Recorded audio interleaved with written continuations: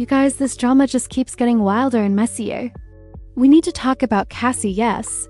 Cassie, as she's now being dragged deep into Diddy's scandal in a way that's leaving the internet completely shaken. It turns out she's being accused of not just being involved in Diddy's dark world behind the scenes, but also of playing an active role in the disturbing things that allegedly went down. And what makes it even more shocking? These claims are coming from someone who says he worked as an escort at those infamous freak-off parties. That's right, this man is now suing Cassie, not just for emotional trauma or exploitation, but also for allegedly giving him herpes. Yep, that's what he's saying.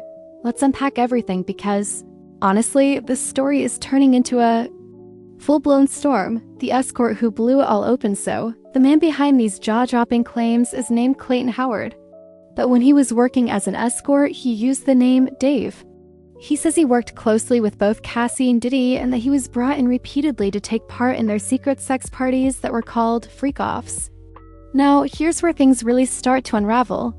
During Diddy's recent federal trial, Dave didn't officially testify, but his name still came up while prosecutors reviewed Cassie's text messages.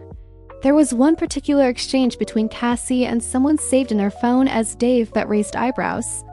Around 1:30 a.m., Dave texted Cassie saying he had arrived at the location 6 hours later.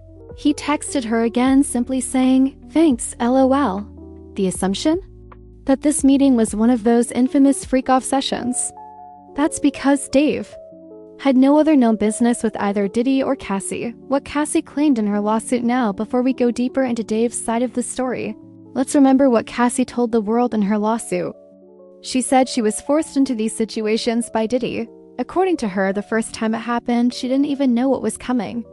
She said Diddy hired a man and brought him into their home, where he made her wear a mask and forced her to participate in sexual activities while he watched. She said this wasn't just a one-time thing.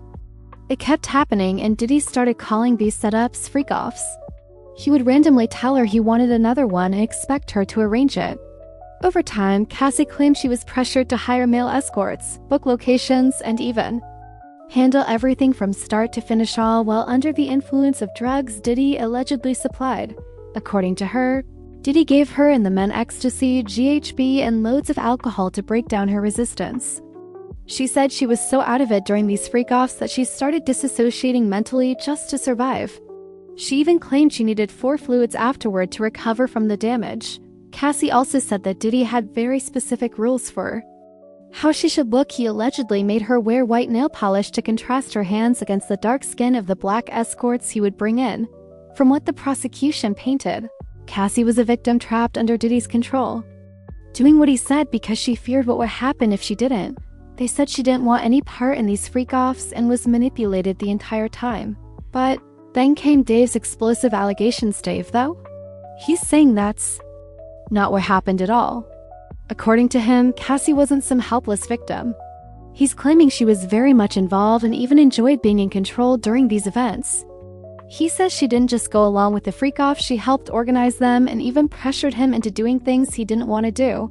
He claims that around 2009, Diddy and Cassie started hiring him regularly for these parties, and that what they were doing went beyond just personal activity. It was commercial, with him being used as a form of entertainment for their private, twisted pleasures. In one interview, Dave said, "They used me for their sexual fantasies and to fulfill their own personal goals. It was never about me. I was just a tool." He also described the environment between Cassie and Diddy as toxic and violent, full of abuse and manipulation, and that they pulled him into that dark world too. But what really shook people was Dave's claim that Cassie herself manipulated him into taking drugs, including ecstasy, and pushed him into unprotected sex. He said there were times when she would force him to touch himself for hours until his skin started peeling, bleeding, and scabbing.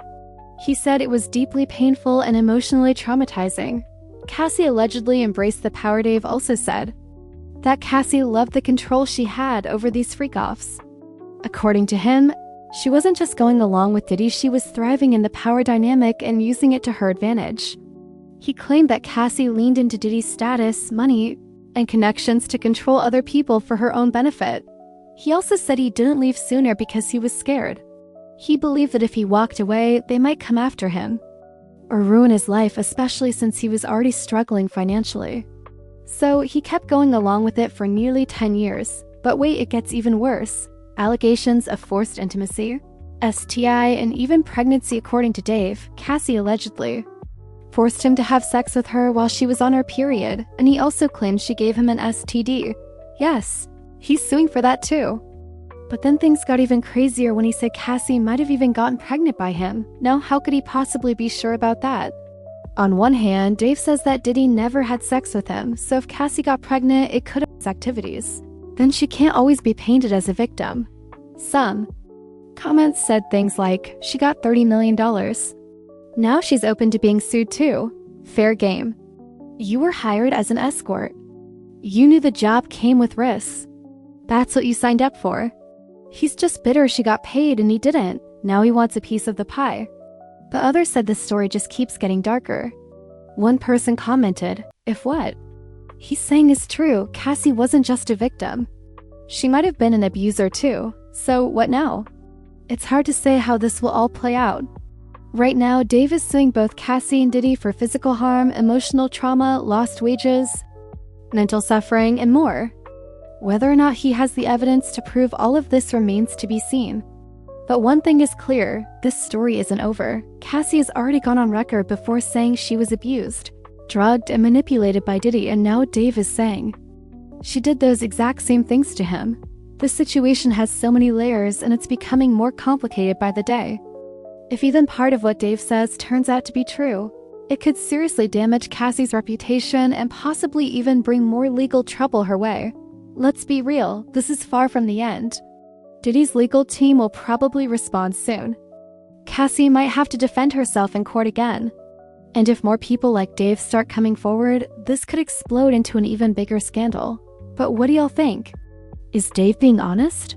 Or is he trying to get attention and money now that Cassie has already cashed in? Let me know in the comments and stay tuned, because this isn't the last we'll hear of this mess. Let me know if you want a clickable YouTube script version or a title plus tags for this story.